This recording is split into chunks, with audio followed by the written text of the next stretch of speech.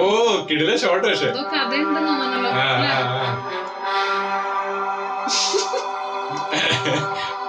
Plate ഒക്കെ നമ്മളെ മേരിക്കുണ്ടൊരു കുഞ്ഞാടൊക്കെ ഓർമ്മ വരുന്നു പെട്ടെന്ന്. ഇല്ലേ ബിജു?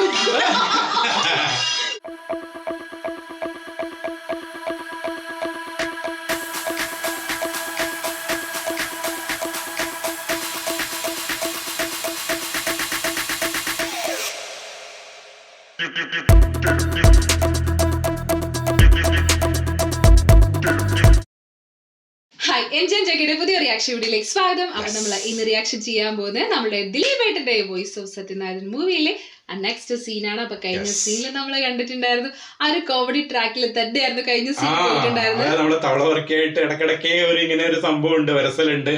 വെയിറ്റിംഗ് എന്ന് പറഞ്ഞ ഡയലോഗ് ഭയങ്കര രസമായിരുന്നല്ലേ ആ ഒരു സംഭവങ്ങളൊക്കെ നമ്മുടെ പഴയ സിനിമകളിൽ കാണുന്ന ആ ഒരു എലമെന്റ് ഒക്കെ നന്നായിട്ട് തന്നെ വർക്ക്ഔട്ട് ചെയ്തിട്ടുണ്ടായിരുന്നു. പിന്നെ അതുപോലെ തന്നെ അവസാനം പഞ്ചായത്ത് കെട്ടിയിട്ടുള്ള വെയിലൊക്കെ പൊളിക്കുന്ന ഒരു സ്ഥലത്താണ് കാണിച്ചത്. പിന്നെ പോലീസുകാരെ പോലെ കുറച്ച് പേര് അവിടെ നിൽക്കുന്നുണ്ട്. പോലീസുകാരെ പോലെയല്ല, ലാസ്റ്റ് കാണിച്ച സീനില് പോലീസുകാര് രാവിലെ വീടിന്റെ മുന്നിൽ വന്നിട്ട് വിളിക്കുകയാണ്. എന്തോ ഒരു ട്രാക്ക് മാറാൻ പോകുന്നുണ്ടോ? യെസ്, അങ്ങനെ ആയിരിക്കും. നമുക്ക് എന്തായാലും നോക്കാം. കാരണം അങ്ങനെ പോയി കഴിഞ്ഞാൽ ചിലപ്പം വേറെ രീതിയിൽ പോകില്ല. അപ്പൊ ചിലപ്പോൾ എന്തെങ്കിലും ട്വിസ്റ്റ് ഉണ്ടാവാൻ സാധ്യത. നമുക്ക് എന്തായാലും സീലിട്ട് പോവാം. റെഡി?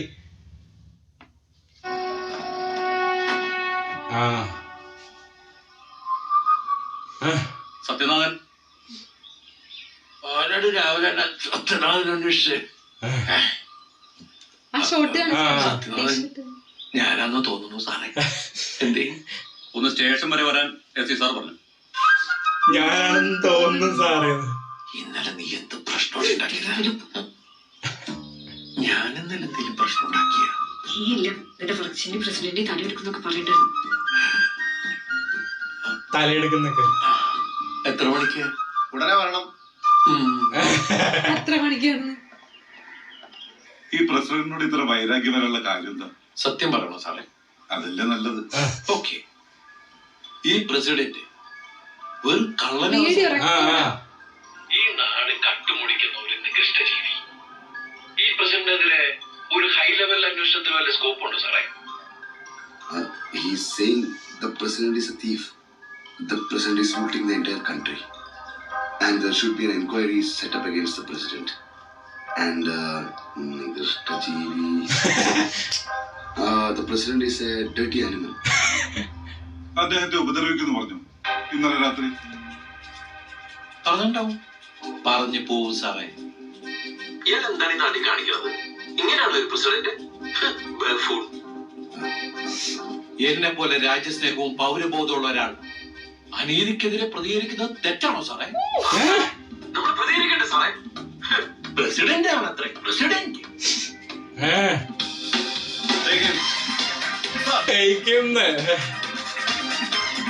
അധികാരികളെ ഭയപ്പെടുന്ന ഒരു യുവതലമുറ അല്ല സാറേ.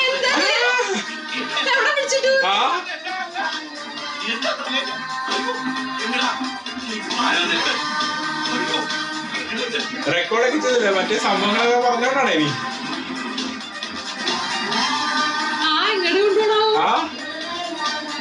ഹലോ ഗൈസ്, കേരളത്തിലേക്ക് ഒരാൾ വരികയാണ്. The honourable president of India. എന്തിനാണ് അദ്ദേഹം വരുന്നത്?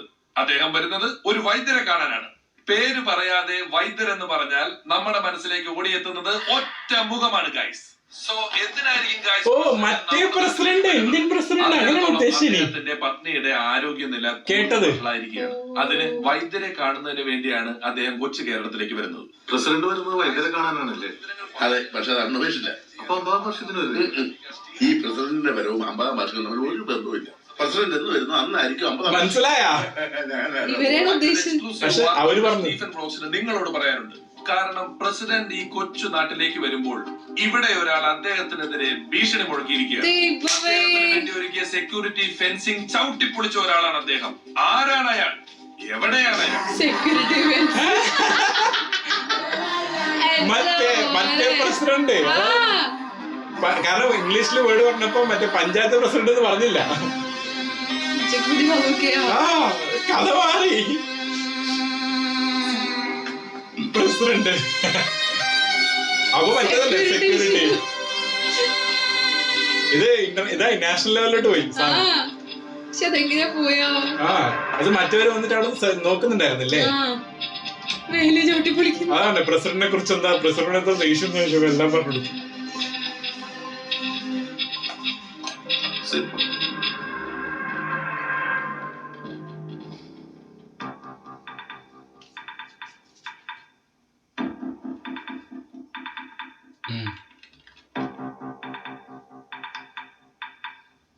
ബോംബുണ്ടാക്കാൻ അറിയാം അല്ലേ? ബോംബാ? ഇല്ല സാറേ.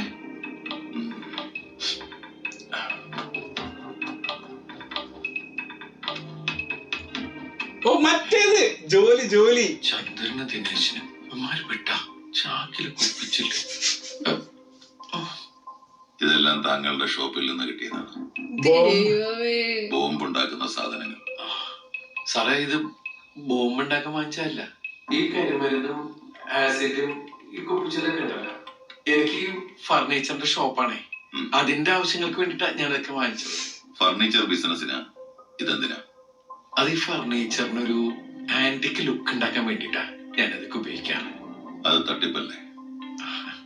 അത് സാറേ, ആന്റിക് ലുക്ക് ഉണ്ടെങ്കിലേ കാശുള്ള ആൾക്കാര് നമ്മൾ പറയണ വിലക്ക് അത് വാങ്ങിക്കും.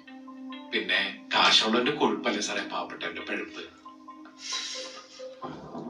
പക്ഷെ അത് സത്യമായിട്ടുള്ള കാര്യം പറയുന്നത്. എന്റെ പൊന്ന് സാറേ, എനിക്കറിയാവുന്ന ഹിന്ദിയിൽ ഞാൻ ഇവരോടൊക്കെ പറഞ്ഞു മനസ്സിലാക്കിയതാ. ഞാൻ ഈ പഞ്ചായത്ത് പ്രസിഡന്റ് കാര്യം പറഞ്ഞിട്ടുള്ളൂ, ഇന്ത്യൻ പ്രസിഡന്റ് കാര്യം പറഞ്ഞിട്ടേ ഇല്ല. സത്യം പറഞ്ഞാല് ഇപ്പോഴത്തെ ഇന്ത്യൻ പ്രസിഡന്റ് ആരാന്ന് പോലും. ഹിസ്റ്ററിയാണല്ലേ പഠിച്ചത്? അതെ സാറേ.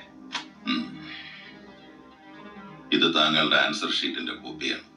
Answer sheet? ഇതെങ്ങനെയാ വരികയിലൊന്നും. ഹിസ്റ്ററിയാണല്ലോ പഠിച്ചത്. നമ്മുടെ രാജ്യത്ത് സംഭവിച്ചിട്ടുള്ള ഓരോ കാര്യങ്ങളും ഏത് കാലഘട്ടത്തിൽ ഏത് സ്ഥലത്ത് എന്ന് കൃത്യമായി എഴുതി നല്ല മാർക്കം വാങ്ങിച്ചിട്ടുണ്ടല്ലോ. ഹിസ്റ്ററിയിലെ ഇന്ത്യൻ പ്രസിഡന്റിന്റെ പേര് പോലും അറിയാത്ത ഒരാൾ ഹിസ്റ്ററിക്ക് ഇത്രയധികം മാർക്ക് എങ്ങനെയാ വാങ്ങിയത്?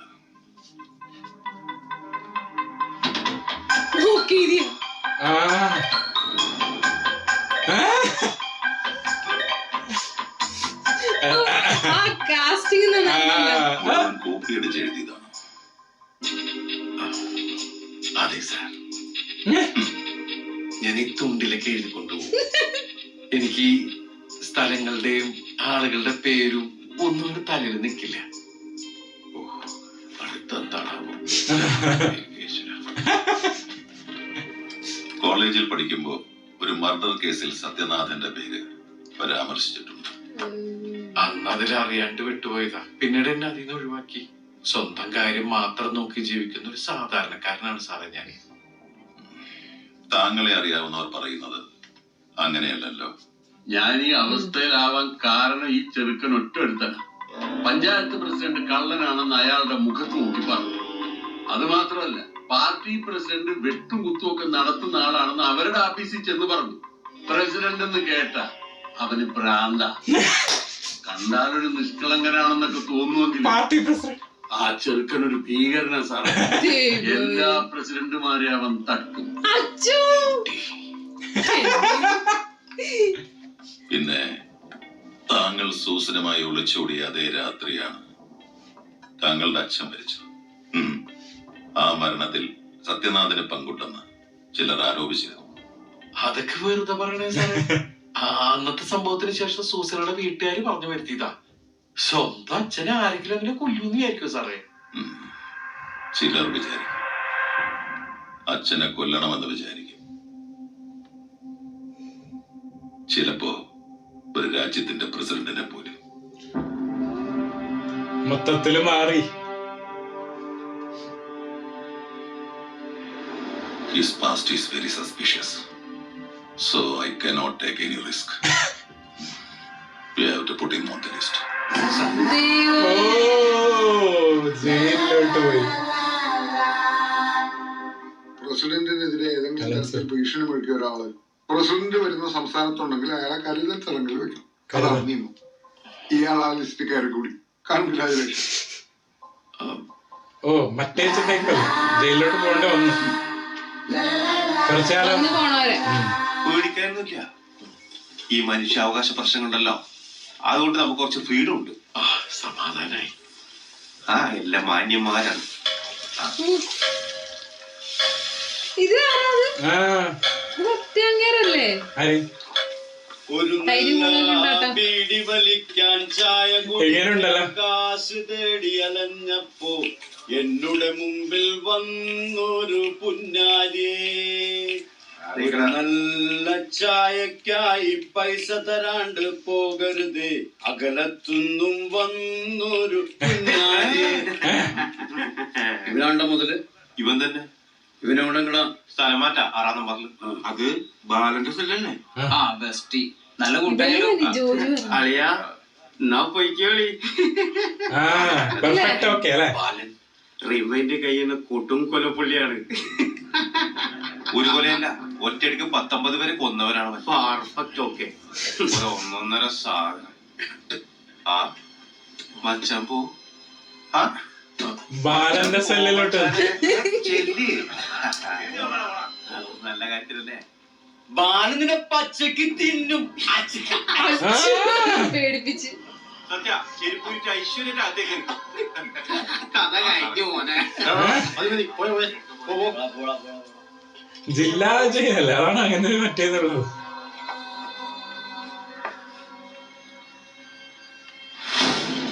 ഓ ഭയങ്കര ഇത് കൊടുത്തല്ലേ ബിൽഡപ്പ് എൻട്രിക്ക് അല്ലേ? ജോജുനെ ഓ കാണിച്ചു ഒരു കൊറിഞ്ച് വൈബ് കിട്ടുന്നില്ലേ?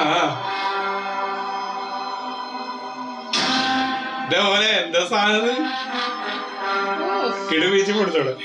എന്താണ് അകത്തേറുന്നില്ലേ? സാറേ എന്റെ കൂടെ നാളത്തേക്ക് വരുമോ? പിന്നെ നിന്റെ കല്യാണമാണല്ലോ, കേറിപ്പോണം. കേറിപ്പോവാൻ.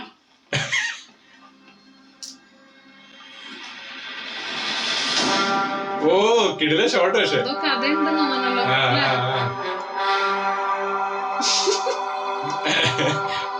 പ്ലേറ്റ് ഒക്കെ നമ്മളെ മേരിക്കുണ്ടൊരു കുഞ്ഞാടൊക്കെ ഓർമ്മ വരുന്നു പെട്ടെന്ന് ഇല്ലേ ബിജു?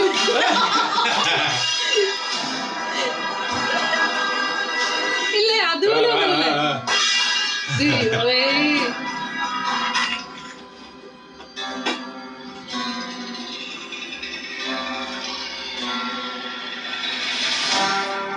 ഓ ജോജിന്റെ കണ്ണിലെ ഇത് കണ്ടോ ഇന്റൻസിറ്റി, ആള് ഭയങ്കര സ്ക്രീൻ പ്രസൻസ് അല്ലേ?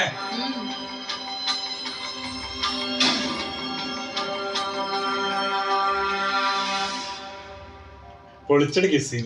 നാഷണൽ സെക്യൂരിറ്റി ആക്ട് 1980 പ്രകാരം ഡീറ്റെയിൻ പേഴ്സണ് ബെയില് കിട്ടാനുള്ള വകുപ്പൊന്നുമില്ല. ഇനി ബെയില് കിട്ടിയെന്നിരിക്കട്ടെ, എന്നാലും കാര്യമൊന്നുമില്ല. NSA ആക്ട് വെച്ചിട്ട് ഇമ്മീഡിയറ്റ് ആയിട്ട് ഡീറ്റെയിൻ ചെയ്യാൻ സാധിക്കും. എനിക്ക് ആളൊന്ന് കാണാനെങ്കിലും പറ്റൂ. കാണാനുള്ള ആപ്ലിക്കേഷൻ നമുക്ക് കൊടുക്കാം, പക്ഷെ പെർമിഷൻ കിട്ടാൻ കുറച്ച് ബുദ്ധിമുട്ടായിരിക്കും. ആൾക്കൊടുക്കാൻ വസ്ത്രങ്ങളൊക്കെ എത്തിച്ചു കൊടുക്കാൻ സാധിക്കും. ശരി. മൊത്തത്തില് പെട്ട് ആ ഒരു കാര്യം കൊണ്ടല്ലേ. പക്ഷെ എന്നാലും മാത്രമേ കഥ പോവുള്ളൂ. പക്ഷേ എന്താ പറയാ, നമ്മള് പറയില്ലേ ആ ഒരു ഗംഭീര ട്വിസ്റ്റിന്റെ ശരിക്കും സാധനം, അതായത് ഒട്ടും എക്സ്പെക്ട് ചെയ്യാത്ത രീതിയിലുള്ള ട്രാക്കിലോട്ടാ മാറിയേക്കണം. കാരണം ഇത്രയും നേരം കോമഡിന്ന് അതും നാട്ടിൽ മാത്രം നടന്നൊരു സംഭവം, പ്രസിഡന്റും നോർമൽ പഞ്ചായത്ത് പ്രസിഡന്റ് സംഭവങ്ങളൊക്കെ നേരെ അത് നാഷണൽ ലെവലിലോട്ട് പോയുള്ള സംഭവമാണ്. നാഷണൽ ലെവലിലേക്ക് പോയി. പിന്നെ ആണെന്നുണ്ടെങ്കിൽ കരുതൽ തടങ്കൽ സംഭവങ്ങളൊക്കെ ഉണ്ട്. അവിടെയാണ് നമ്മുടെ ജോജി ഉള്ളത്. ജോജിനെ കാണിച്ചിരിക്കുന്ന എന്റെ പൊന്നി ഭയങ്കര ഒരു ഇന്റൻസ് ഫീൽ ഉണ്ടായിരുന്നു. ഭയങ്കര മാസ് ലുക്ക് കേട്ടോ. അതായത് നമ്മൾ പറയില്ല ആ ഒരു എൻട്രിയിൽ തന്നെ ഭയങ്കര ബിൽഡപ്പ് കിട്ടിയിട്ടുണ്ടായിരുന്നു. പിന്നെ അത് മാത്രമല്ല നമുക്കറിയാം ജോജോ ജോർജിന്റെ സ്ക്രീൻ പ്രസൻസ് തന്നെ വേറെ ലെവലാണ്. അതായത് അദ്ദേഹത്തിന്റെ ആ ഒരു ഇതുണ്ടല്ലോ, ലുക്ക് ഉണ്ടല്ലോ, പ്രത്യേകിച്ച് കണ്ണിലുള്ളതും പിന്നെ ആള് നിൽക്കുന്ന സ്ക്രീനിൽ നിൽക്കുമ്പോഴുള്ള ഒരു സ്പേസും ഒരു രക്ഷയുണ്ടാവില്ല. മേരിക്കൊണ്ടൊരു കുഞ്ഞാട് മൂവിയില് അവരുടെ ആ ഒരു കോമ്പോ തോന്നിയിട്ടുണ്ട്. എനിക്ക് തോന്നുന്നു ഇവരുടെ കോമ്പോ നല്ല രസമുണ്ടാവാൻ സാധ്യത. കാരണം അതിന്റെ ഒരു ഫീല് വല്ലാണ്ട് അടിച്ചു. പ്രത്യേകിച്ച് ദിലീപേട്ടൻ പേടിച്ച് വെക്കുന്ന ഒരു ഫേസ് ഇല്ലേ, ആ ചുമറ്റിലൊക്കെ പേടിക്കുന്ന സമയത്ത് നമ്മളെ പണ്ടത്തെ ഒരിക്കലും ആ ഒരു ക്രിഞ്ച് സംഭവം അടിക്കുന്നില്ല കേട്ടോ. ആ ഒരു എനിക്ക് കുറെ നാൾക്ക് ശേഷം നമ്മൾ കാണുന്നുണ്ടാ തോന്നുന്നു ആ ഒരു ഫ്രഷ് ഫീൽ തന്നെ. അത് മാത്രല്ല അതിൽ തന്നെ ഫ്രഷ്നെസ് കിട്ടിയത് ജോജു ജോർജിനെ കൊണ്ടുവന്നുണ്ടോ. ചിലപ്പോ വേറെ ആരെങ്കിലും നമ്മളെ ബിജു മേനോൻ ചേട്ടനോ അല്ലെങ്കിൽ വേറെ നമ്മളെ എന്തായിരുന്നു വേറെ ആരെങ്കിലും വന്നു കഴിഞ്ഞാൽ ചിലപ്പോ അത്ര ഇത് കിട്ടില്ല. ഒരു മൂഡ് തന്നെ. എന്തായാലും സംഭവത്തിന്റെ ട്രാക്ക് മാറിയിച്ചിട്ട് ഇത് എന്താ നോക്കാം, ഇതെല്ലാം നാഷണൽ ലെവലാണ് തോന്നുന്നത് പോകുന്നത്. ജയിൽ ലെവലാണോ നാഷണൽ ലെവലാണോ കണ്ടറിയാം. നെക്സ്റ്റ് സീൻ വേണ്ടിയിട്ട് വെയിറ്റിംഗ്. ഇതായിരിക്കും. Bye bye.